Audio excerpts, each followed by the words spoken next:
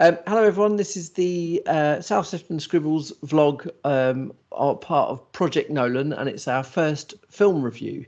If you've seen the video so far, we're ranking Christopher Nolan's movies in our sort of a 10 to 1, rather loosely, and we're going to vlog our own reviews and thoughts on each of his feature films, leading up to the 11th feature film, which comes out in a couple of weeks' time, Tenet. If you didn't see the last one, then Matt and I have already given our rankings from 10 to 6, and both of us put at number 10 Christopher Nolan's first ever feature-length film, Following, which, as I understand, Matt, didn't get a cinema release. Is that right? No, I think it got some limited cinema releases, like belated releases after Nolan's latest success, but at the time, no, it was straight to video, I believe. Right. Okay. Which stands to reason. It was released in 1998, and it was kind of well, it's a first movie, isn't it? He'd made a couple of shorts before then, but nothing else of note. But before we get into the sort of discussion of it, do you want to give us a quick synopsis of the movie? Yeah. Well, like you said, it's his first film, and it's an independent film, and Nolan wrote it and shot the film, directed the film, edited the film, and did pretty much everything himself. And he did it over a series of weekends, didn't he, over a couple of years with some close friends. So the film it follows a young man, an aspiring writer, and he starts following people. And he says he's doing that to get information for his books and his stories, but he's just sort of fallen into the lifestyle. And one day he follows a man called Cobb, and Cobb confronts him, and he's the burglar. And then so they sort of team up and start to learn from each other. But all the way through the film, we're cross-cutting between like parallel narratives, aren't we, between future events and present events. And then, without giving any spoilers away or too many spoilers, they start burgling houses together, and then they get involved in this larger, well, sort of conspiracy, or this larger web. And it's involving a mysterious blonde woman and someone just known as the Bald Man. And then it sort of wraps up at the end, like a lot of Nolan films do, with a nod to something that happens at the beginning. And that's one of the first things I noticed about the film that sort of leads into his style. Yeah, we're going to discuss his, I suppose, the sort of indicators of what makes this typical of Christopher Nolan's movies. But of course, this is his first one, so it's really interesting. I'm going to take it. When did you first see this film? I'm assuming it was after you'd seen other Christopher Nolan movies. Yeah, well, I've had the VHS for a long time, and I can't really remember where I got it.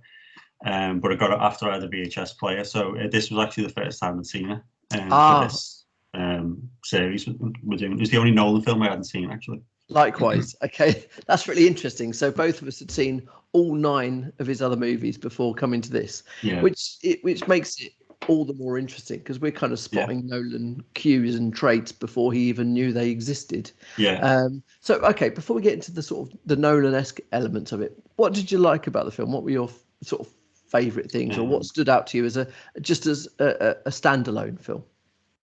I liked the style of it. First of all, the way it was shot, but it was shot on 16mm, which has always been considered like low grade, independent or B-roll, and it really, I don't know, it gave it that independent feel, which gave it, made it really attractive. And it's shot in black and white as well, isn't it? Yeah, and not really much music or any music. Yeah, that's right. It's the sound in terms of sound. There's very little going on outside of the diegetic sound, isn't there? Yeah, and I really just liked how bold it was for a first film, considering he had no real film experience. He didn't study film or anything like that. I thought it was really well crafted. It was really engaging, and for a first film, given the context of its production, I thought it was very, very strong. Yeah, I think it's quite clearly an attempt at making a thriller, isn't it? It sits in a genre of sort of historically Hollywood thrillers, I guess. There are Hitchcockian elements. Would you agree with that in this? A lot of intrigue and a lot of mystery. And a lot of suspense, isn't it, throughout the film? And it is usually defined as like a neo-noir or crime thriller. Well, that noir thing is really interesting, because Hitchcock was pretty good at mixing up genre. I don't think he really ever gets enough credit for that, because it's because Hitchcock is always considered to be this auteur who does his own thing, but actually Hitchcock was brilliant at mixing suspense with noir, or suspense with crime and stuff like that. And this definitely is a film noir, isn't it? Oh yeah, definitely. I mean, it's even got the femme fatale, the fatal blonde female character. Yeah, I was just about to say that. Getting duped. She's a significant part in the film, and she is completely typical of the femme fatale role, isn't she? Yeah. She's even blonde, which would match up with Hitchcock's kind of characters as well. Yeah. What, for the viewers who don't know what we mean, what is a femme fatale? Well, femme fatale is a female character you find in film noir, and usually she's quite alluring and quite attractive, and she basically seduces the anti-hero protagonist and lays a trap for him. So a great example, if you watch Double Indemnity, I can't remember the character's name, but that's one of the classic examples of a female character who weaves this web of intrigue and mystery around an insurance salesman, and ultimately he takes the rap at the end. Yeah, and well, without again giving too much away, that the female lead in this certainly leads to the sort of character's journey through a sort of rabbit hole of it's London, isn't it? It's set in this film. It's interesting you said anti-hero, because I guess this is a good chance to move into the sort of more Nolan-esque qualities of it. But our main character, this guy who takes up following people, I suppose we'd call it stalking, really, but he is an anti-hero much more than a hero, but his role is key to this, isn't it? Oh yeah, completely. And if you look at the character in this one, he has some other traits that appear in various protagonists Nolan has, which is like almost like a dual identity, or like a fractured character, where there's two versions of the same character, and at the end there's always some sort of resolution. I noticed this. What's interesting about that idea of duality is that it's not just the sort of maybe that unreliable narrator aspect where he talks to us in a way that we can't always trust, but even his physical identity changes throughout the film. You know, we see him at the start where he's kind of this sort of almost bohemian kind of sort of disheveled wannabe writer, and by the end or towards the end is more suave, sophisticated kind of cat burglar type, isn't he? Yeah. Does that itself reflect some of the kind of themes and ideas that Nolan visits again and again regarding sort of duality and stuff? Yeah, I think, as you said, with the duality of his characters, there's always maybe more of an ideal version, or a version of a character that, say the character on the left, the younger character wants to get to this stage that's represented by the older character. And that then, that sort of drives a lot of his narratives, that male character journey. Definitely. Is it significant that he's a male character? I mean, Nolan sort of is really, I mean, if you think of all of his protagonists, and we'll probably get to this as we go along, there is certainly all of his main characters are men. Is masculinity something that's tackled in his films, or that this explores in some way? Oh yeah, I think there's different types of masculinity, and I think a lot of his characters, thinking of Batman or even the main character in this one, they're always looking for a more idealized version of it, or they've got like an idea in the mind of what being a man is, and they feel inadequate in some way. Yeah, I think that drives a lot of the characters, especially this character, because he's so at first almost like enamored by Cobb, isn't he? He wants to be like him. He's quite naive, isn't he, in what he thinks, starting from his like almost this idea that he's lying to himself, that the reason he's following people is because he wants to be inspired for writing, but it's probably because he's lonely. It's probably because he doesn't seem to have any friends, or it certainly doesn't have any creativity that we can learn about. I think for me, that's one of the key things that takes you on to Nolan's films. Is what I noticed is that this joined up a lot of dots for me about characters that are often lying to themselves, or characters that also characters that break their own rules. He said one of the early things he says is that one of the rules that you have when you're following is never get involved with the people you're following, and inevitably he does this with more than one person, doesn't he? I think well, maybe it's these it's like Batman as well, and Cobb, and even the main characters in Interstellar. They become obsessed with an idea, don't they? And that just drives and drives and drives them. Absolutely, that's a really interesting. Obsession is something I think we'll probably talk about a lot. Flawed characters that are almost anti-heroes. So in their own way, they do discuss masculinity, which is fascinating when if you consider that he has made films about the most famous superhero there is. Yeah. But that idea of tackling these things is really, I think this one almost more explicitly than any of the others. It's a film about the human condition, isn't it? Oh yeah, definitely. You know, explores loneliness, and living in the big city and all that type of stuff. But yeah, it explores that. Sorry, I'm going not have to cut that bit out. I'm gonna caught me off guard. Sorry. Sorry. And that idea of, say, I'm lost my thread now. Oh yeah, so you mentioned it being. We talked about it being shot in London. For me, that's one way in which this feels different to some of his later films, certainly past Memento, is that this has got a real quite claustrophobic feel to it, hasn't it, this movie? Yeah, I think a lot of it has. And obviously that's primarily down to lack of budget and lack of locations. I think they were shooting in like friends' flats and like locations they could get for free. But I read as well an interview with Nolan where he was talking about how those restrictions helped develop the film and develop the style. He said he had to shoot a lot on rooftops across London. So I think even though it is a very small claustrophobic film, there is in the background a sort of sense of scale, if you like, or of, space outside. So he's trying to break out of that. Yeah.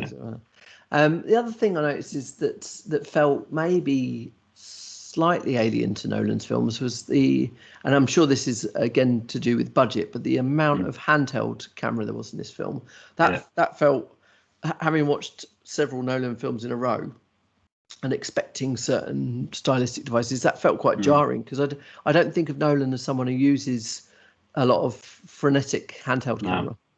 No, I think one of the attributes of his style, he's so precise, isn't he? And he shoots like a fixed camera a lot of the time. In fact, the only times you do see him use handheld, and again, without wanting to wander into too many other films, he will use it for flashbacks or dream sequences. But even then, it's very controlled, and it almost has a sort of slow motion attached to it. Yeah. Sorry, I'm not here. Oh yeah, so about the handheld style, he is very measured and precise in his camera work. But I was reading about some of the way he frames characters and the way he shoots characters, and you're right that the handheld's unusual, but I think the way he frames characters and the shot choice is quite consistent. Okay. So one of the things I noticed is that when he opens his films, he usually shoots from behind the character, or one of the early shots is behind. Right. And I read an interview where he talked about wanting to not observe a character like externally. He wanted to sort of he said he wanted to drop a character in a maze and he wanted to put the audience right there behind them. So a lot of shots are behind, and he doesn't really use shot reverse shot. Okay. He'll do behind shot and then he'll do cut-ins rather than point of view. It's like at a slightly flatter angle. Right. And he said the reason he does this is because he can be more artistic with light and colour and all those type of things in time. And he said, and they're basically important motifs that sort of carry the narrative forward throughout the film. So like these visual cues are like planted in the narrative. Oh, fantastic. Okay. So even then, it's sort of marrying up a sort of style with the thematic ideas as well. I thought it was, I mean, apart from, you're right about the handheld, but I thought it was really, I was surprised how Nolan it felt, to be honest, in terms of like the characters and the way it was constructed, but it felt very familiar. I mean, this is, like you said, he described it himself as a zero budget film. He did film it, I believe, was like £6,000. I think that was the actual budget, which I know a lot of us would love to have to make a film, but that is really nothing for a film of this size, isn't it? So why is it last on our list, though? I mean, something had to be number 10, and we're going to rant. We're going to go on about how good these films are, regardless. But what sets this behind his later work? I think you've hit upon it there. I think it's budget more than anything else. I think the idea is very strong, and there is maybe a feature-length film in there. It reminds me a lot of there's an early 1963 film called The Servant, it's very similar. I don't know if it's inspired by that, but its style and story is very similar to that. Right. But I think it's a very strong story, and I think with a larger budget, it may have been higher on the list. But given that it's a first film and given the constraints of the budget, it has to be number 10 on the list, really. Yeah, I think for me, one of the things, and again, this is like I'm comparing it to 9 other movies, which are almost, in some parts almost flawless, in my opinion. Yeah. But I found it fairly humorless compared to some of his other work as well, and with an 80-minute movie, story has to drive it, and I know he's kind of going at those narrative elements, but there wasn't as much. There are, his films, I always think, are surprised when I laugh in them, because I'm not, I don't go to watch a funny film, but there are humorous moments.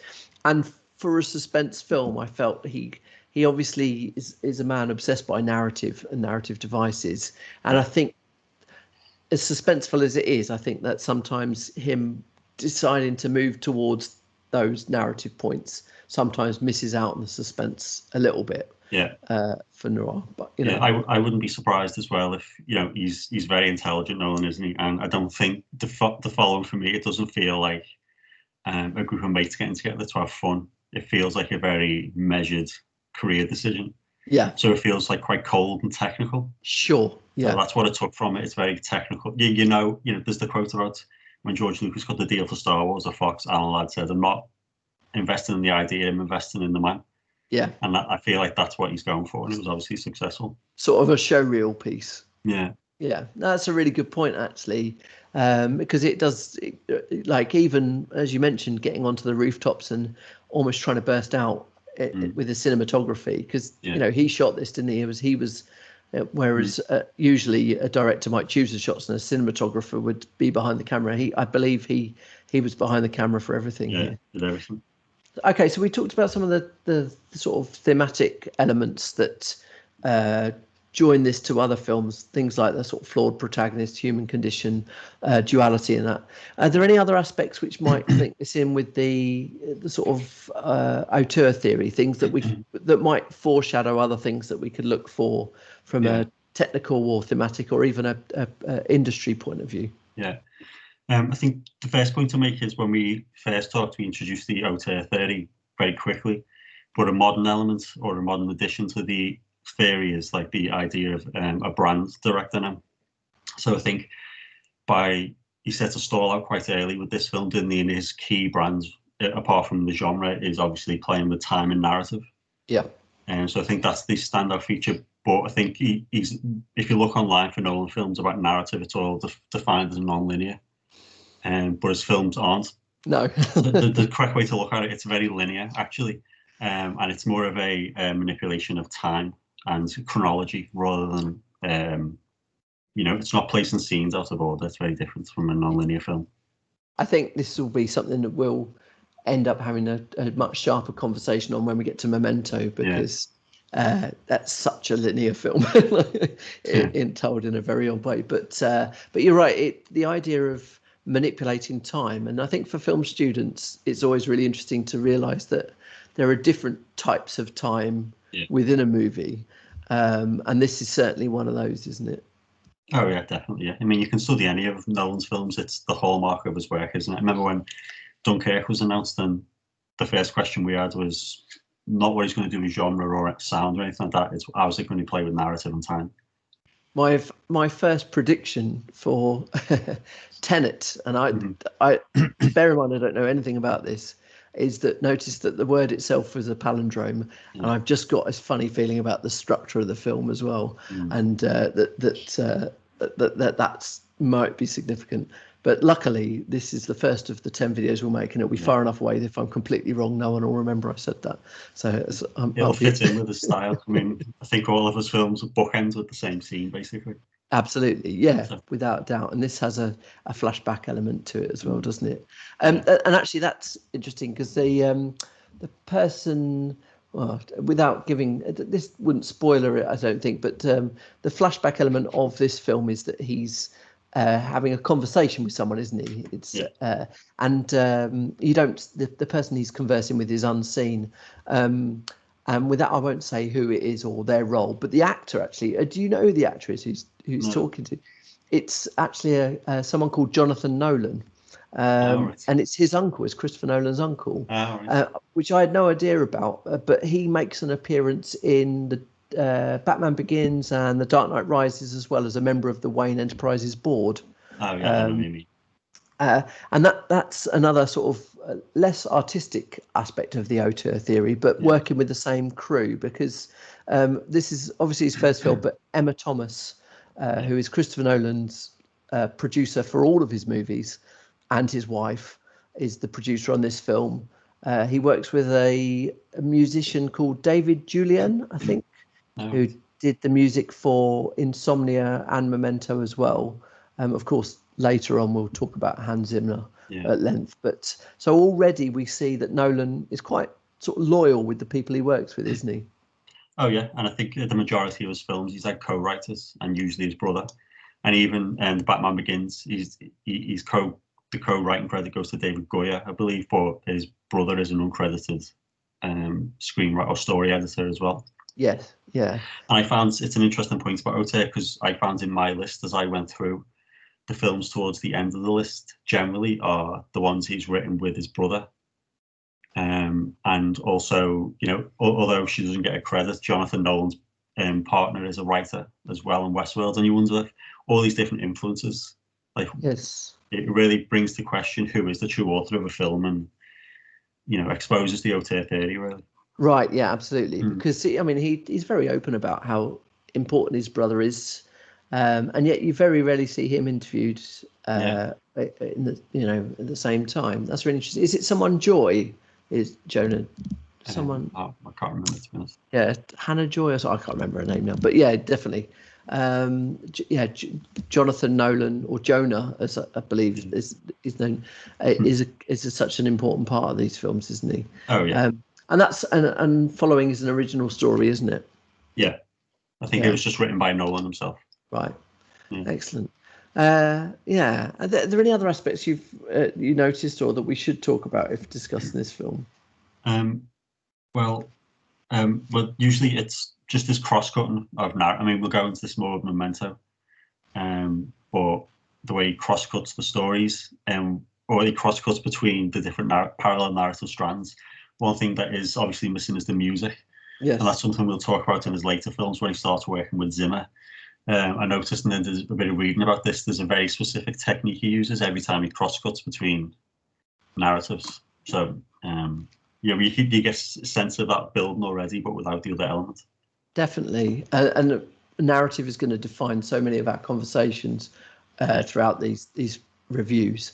The one point I wanted to sort of just mention, I'm always hesitant to this, because Chris Nolan is really not someone you would label as a sort of postmodern filmmaker. He doesn't use lots of intertextual references and sort of anything we might call meta, but inevitably a film that messes around with narrative can be read, even if it's intentional or not, as being a film about films.